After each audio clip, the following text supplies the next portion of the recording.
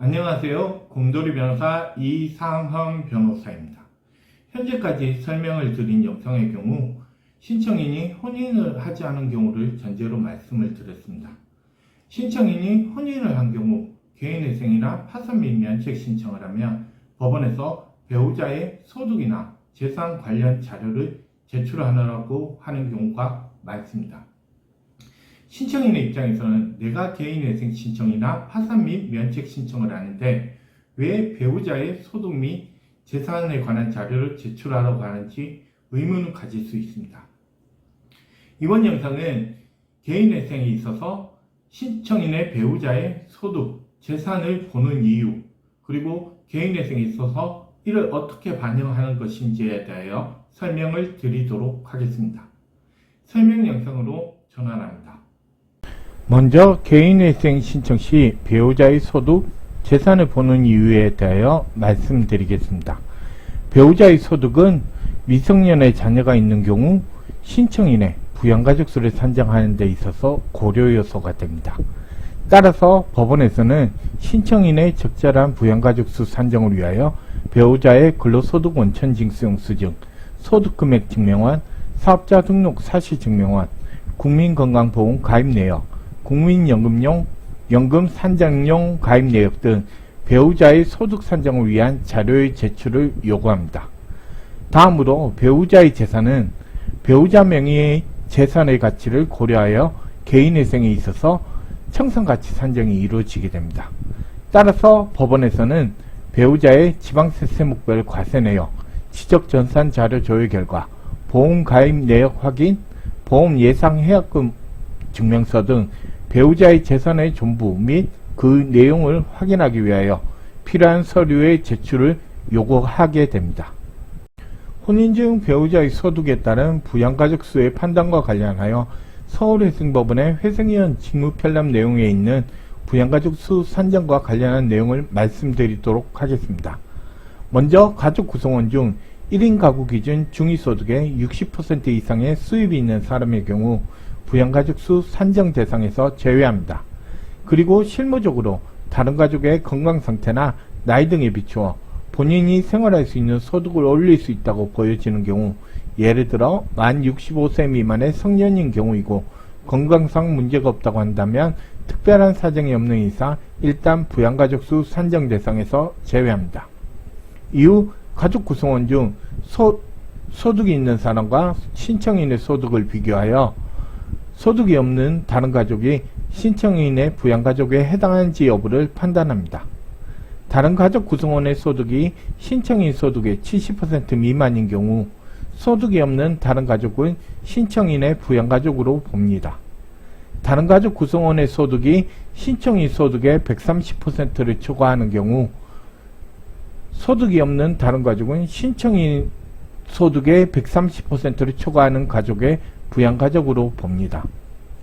다른 가족 구성원의 소득이 신청인 소득의 70%에서 130% 범위 내에 있는 경우에는 소득이 없는 다른 가족의 경우 소득이 있는 가족과 신청인이 균분하여 부양하는 것으로 보는데, 예를 들어 신청인과 배우자가 모두 소득이 있는 경우이고 미성년 자녀 1명이 있다고 한다면 신청인은 0.5인에 해당하는 가구원 수를 부양하는 것으로 봅니다. 위와 같은 서울회생법원의 처리 기준은 서울회생법원에서 적용되는 것인데, 실제 실무를 진행하다 보면 서울회생법원에서도 사실관계에 따라 위 기준과 달리 사건을 진행하여야 하는 경우도 있고, 서울회생법원의 보존공고 내용을 보다 보면 다른 법원에서는 서울회생법원의 기준과 다른 기준으로 부양가족 수를 판단하는 경향이 높아 보이므로 위 기준은 이런 참고만 하시면 됩니다. 위와 같은 서울회생법원의 기준에 따라 미성년 자녀 1명이 있는 경우 신청인과 배우자의 소득에 따라 미성년 자녀가 누구의 부양가족으로 되는지에 대하여 말씀을 드리도록 하겠습니다. 먼저 신청인 소득 300만원, 배우자 소득 180만원인 경우 배우자의 소득이 신청인 소득의 70%인 210만원 미만이므로 미성년 자녀는 신청인의 부양가족으로 보고, 신청인이 개인회생 신청을 하는 경우 2인 가구로 보고 이에 따른 생계비를 산정하게 됩니다. 다음으로 신청인 소득 200만원, 배우자 소득 300만원인 경우 배우자의 소득이 신청인 소득의 130%인 260만원을 초과하므로 미성년자 자녀는 배우자의 부양가족으로 보고 신청인은 부양가족 없이 1인 가구로 보고 이에 따른 생계비를 산정합니다. 신청인 소득 200만원, 배우자 소득 180만원인 경우 배우자 소득이 신청인 소득의 70%인 140만원과 130%인 260만원의 범위 내에 있으므로 신청인과 배우자가 각 0.5인을 부양하는 것으로 보고 생계비를 산정하는데 이때는 1인 가구와 2인 가구의 생계비를 평균한 금액을 1.5인 가구의 생계비로 봅니다. 다시 한번 말씀드리지만 위와 같은 기준은 서울회생법원의 원칙적인 기준이나 실제 사건에서 달리 적용되어야 할 경우도 많고 서울회생법원의 외의 법원의 경우 위 기준에 따르지 않는 경우도 있을 수 있음을 주의하셔야 합니다. 만약 배우자에게 소득이 없는 경우 배우자를 부양가족으로 인정받을 수 있는지에 대하여 말씀을 드리도록 하겠습니다. 앞서 간단히 말씀드렸는데요. 동거가족 중 경제활동이 가능한 연령대의 가족의 경우 건강상 문제가 있다는 등의 특별한 사정으로 근로능력이 없다는 사정에 대한 소명이 되지 않는 이상 해당 가족의 소득이 없다고 하더라도 부양가족으로 인정하기 어렵다는 것이 실무의 일반적인 태도입니다. 따라서 원칙적으로 배우자의 경우 소득이 없다고 하더라도 부양가족으로 인정되지 않습니다. 그런데 이미 제가 개인회생에 있어서 원칙적인 월변제금에 관하여 만든 두 번째 영상에서 말씀드린 바와 같이 출산이 임박한 배우자나 저연령의 미성년 자녀가 있는 경우에도 배우자를 부양가족으로 인정하여 주지 않는 것에 대해서는 상당한 의문이 있기는 합니다. 실무를 진행하다 보면 이러한 경우 배우자를 부양가족으로 인정하여 주는 경우가 간혹 있기는 하나 부양가족으로는 인정하여 주지 않는 것이 일반적인 경우로 보입니다. 이와 관련하여 서울회생법원 실무준칙 제405호 제2조에서는 경제활동이 가능한 연령대인 채무자의 배우자도 재반사정을 고려하여 상당하다고 인정되면 채무자의 부양가족으로 볼 수 있다라고 규정하고 있으나 위 준칙은 서울회생법원에서 적용되는 것이어서 다른 법원에서 이를 받아들일지 여부를 알 수 없고 추상적인 원칙만을 선언하고 있어 실제 어떠한 경우에 배우자가 부양가족으로 인정받을 수 있을지 여부는 두고 보셔야 할 것 같습니다. 다음으로 청산가치 산정에 있어서 배우자의 재산을 고려하는 이유에 대하여 살펴보도록 하겠습니다.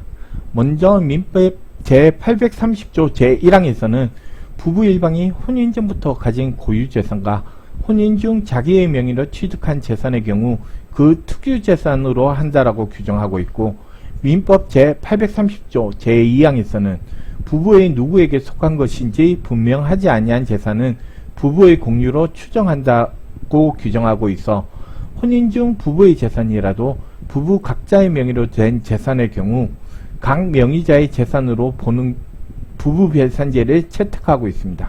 위 기준에 따른다면 원칙적으로 배우자 명의의 재산은 신청인의 개인회생 진행에 있어서 고려사항이 아니라고 할 것입니다. 이와 관련하여 서울회생법원 실무준칙 제406호 제2조에서는 배우자 명의의 재산의 취급과 관련하여 제출된 자료 등을 비추어 채무자가 당해 재산을 실질적으로 소유하기 위하여 그 대가를 부담한 명의신탁재산으로 인정되는 경우 채무자가 배우자에게 당해 재산을 처분한 행위에 관하여 부인권 성립 및 행사의 요건이 충족되는 경우를 제외하고는 이를 채무자가 파산하는 때에 배당받을 총액, 즉 채무자의 청산가치를 산정할 때 고려해서는 아니 된다라고 규정하고 있습니다. 이를 보면 마치 채무자의 배우자의 명의로 된 재산은 부인권 대상이 되는 행위가 없는 한 아예 고려하지 않는다고 생각이 될 수도 있으나 이혼으로 인한 재산 분할의 법리와 비교하여 보면 위 준칙의 내용이 있다고 하더라도 실제 사건을 진행할 때 부부 재산의 형성 경위 등을 고려하여 준칙 내용과 다른 내용의 청산가치 산정이 이루어질 가능성이 높다는 것이 제 개인적인 생각입니다. 이미 말씀드렸다시피 서울회생법원 실무준칙의 내용은 서울회생법원에서 적용되는 것이고 다른 법원에서도 동일한 기준을 따를 것인지는 알 수 없습니다. 그러면 부부 일방의 명의로 된 재산의 경우 청산가치 산정이 있어서 고려하지 않을 것인지를 살펴보면 실무를 진행할 경우 민법상 부부배산제 관련 내용에도 불구하고 개인회생을 신청하면 배우자 명의의 재산의 2분의 1을 청산가치로 반영하라는 보존공고 내용이 많이 나옵니다. 혼인 중 부부가 재산을 취득하는 실제를 보면 혼인 중 실질적으로 부부가 공동 형성하여 온 재산임에도 불구하고 부부 일방의 명의로 재산을 취득하는 경우가 많은데 이를 명의자의 단독 재산으로 보는 것이 정당한지에 대한 의문이 발생하게 됩니다. 이와 관련하여 판례는 위와 같은 실제 현상을 고려하여 이혼으로 인한 재산 분할 시 혼인 생활 중 일방의 명의로 취득한 재산이라고 하더라도 부부가 공동 형성한 재산인 경우 이를 재산 분할의 대상으로 보고 있습니다. 따라서 혼인 중 부부가 공동으로 형성한 재산의 경우 일방의 명의로 되어 있다고 하더라도 실질적으로 부부의 공유 재산으로 보아야 할 경우가 많습니다. 그러면 민법 제830조 제1항에 따라 혼인 전 부부의 일방의 명의로 된 재산, 혼인 중 상속으로 취득한 재산이라고 하여 무조건 부부 일방의 명의로 된 재산으로 보아야 할까요? 이와 관련하여 판례는 제3자 명의의 재산이라도 그것이 부부 중 일방에 의하여 명의 신탁된 재산 또는 부부의 일방이 실질적으로 지배하고 있는 재산으로서 부부 상방의 협력에 의하여 형성된 것이거나 부부 상방의 협력에 의하여 형성된 유형, 무형의 자원에 기한 것이라면 재산 분할의 대상이 된다고 보고 있고 부부 중 일방이 상속받은 재산이거나 이미 처분한 상속재산의 기초로 형성된 부동산이더라도 이를 취득하고 유지함에 있어 상대방의 가산노동 등이 직간접으로 기여한 것이면 재산 분할의 대상이 되는 것이고 이는 부부 중 일방이 제3자로부터 증여받은 재산도 마찬가지라고 보고 있습니다. 따라서 혼인 전 부부 일방의 명의로 된 재산, 혼인 중 상속으로 취득한 재산, 이에 기초한 재산이라도 상대방이 이러한 재산의 유지 형성함에 있어 기여한 바가 인정된다면 실질적으로 부부의 공동재산으로 볼 수 있습니다. 결국 혼인생활 중 부부가 공동으로 노력하여 형성한 재산을 일방의 명의로 취득하는 경우가 현실적으로 비일비재한 만큼 이를 명의자의 일방재산으로 보는 것이 경제적 실질에 비추어 올바른 것이라고 보기는 어렵다고 할 것입니다. 따라서 혼인 중 형성된 재산이 외부적으로는 명의자 일방의 재산으로 보더라도 실질적으로 타방 당사자와의 공유 재산으로 볼 수 있으므로 이러한 이유로 배우자 명의의 재산의 2분의 1을 청산가치로 반영하라는 보존공고가 나오고 있다는 것으로 이해하시면 됩니다. 다음으로 부부 일방의 명의로 된 재산의 청산가치 산정에 있어서 고려할 경우 전부 다 반영해야 하는지에 대하여 살펴보도록 하겠습니다. 앞서 말씀드린 바와 같이 부부 일방의 명의로 된 재산의 청산가치 산정에 있어서 2분의 1을 반영하라는 보존공고는 이혼으로 인한 재산 분할에 관한 법리에 기초한 것이라고 할 것입니다. 따라서 개인회생과 관련한 배우자 명의 재산의 청산가치 반영과 관련하여서도 이혼으로 인한 재산 분할의 법리가 적용되어 그 반영의 범위를 결정하는 것이 맞다고 생각합니다. 이와 관련하여 이혼 판결문 중 재산 분할 부분의 논리 구조를 살펴보면 재산 분할의 대상이 되는 재산의 범위에 관한 부분과 재산 분할의 비율에 관한 부분으로 나뉘어져 있습니다.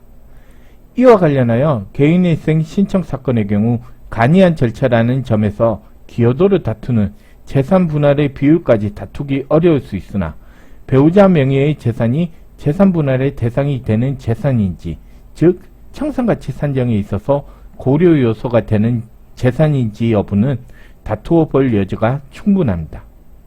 이와 관련하여 일방 배우자 명의로 되어 있는 재산이라도 이혼으로 인한 재산 분할의 대상이 되는 재산인지 여부는 재산의 취득 시기, 부부의 동거기간 등을 고려하여 재산의 유지 형성에 대한 기여도가 있는지 여부를 기준으로 판단하고 있었습니다.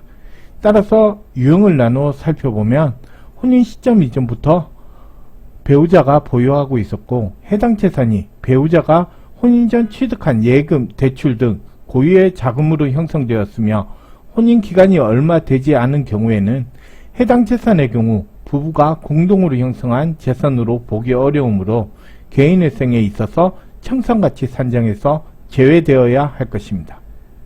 다음으로 혼인기간은 오래되었으나 배우자가 최근에 상속, 제3자로부터 증여받은 재산의 경우 신청인이 유지 형성에 기여한 바가 있다고 보기 어려우므로 청산가치 산정에 있어서 역시 제외되어야 할 것입니다. 그리고 혼인기간은 오래되었으나 장기간 별거하고 있고 별거 기간 동안 배우자가 독자적으로 형성한 재산 역시 신청인이 유지 형성에 기여한 바가 있다고 보기 어려우므로 청산가치 산정에 있어서 제외되어야 한다고 할 것입니다. 서울회생법원 실무준칙 제406호 제2조에서 배우자 명의의 재산을 청산가치 산정에 있어서 고려할 수 있는 경우로 들고 있는 경우, 특히 신청인 명의에서 배우자 명의로 재산에 관한 명의 변경이 있었고 부인권 대상이 되는 행위에 해당하는 경우 해당 재산의 가치 전부를 신청인의 개인회생에 있어서 청산가치로 반영해야 할까요? 이 부분에 관해서는 서울회생법원 실무준칙에도 명확한 기준은 나와 있지 않은 것으로 보이고 실무에 명확한 원칙 기준도 있는 것으로 보이지 않는 것으로 판단됩니다.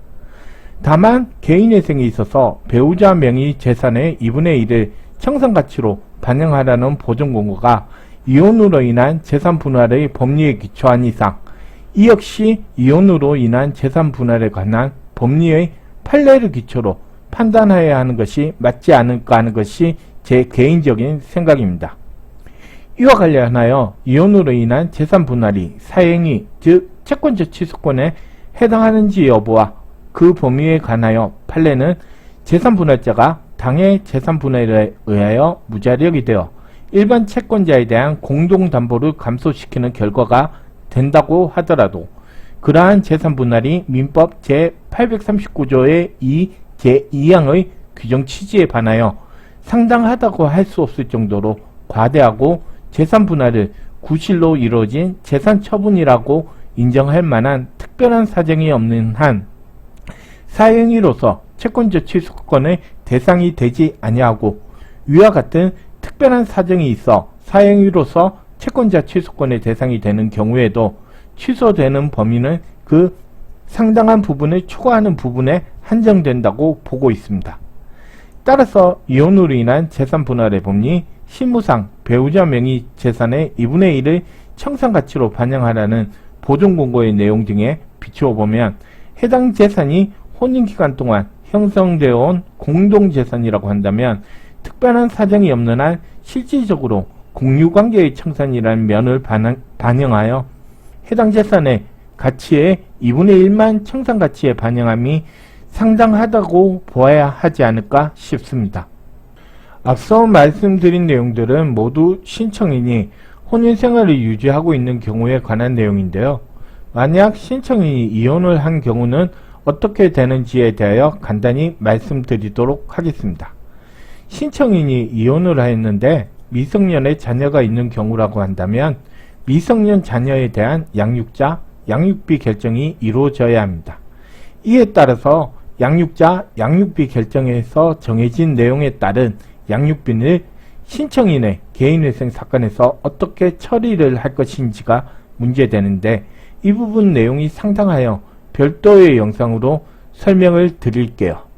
다음으로 신청인이 이혼을 한 경우 이혼 시점에서 부부 명의로 취득하여 가지고 있는 재산을 어떻게 처리할 것인지의 문제가 남는데 이는 이혼으로 인한 재산 분할의 문제입니다.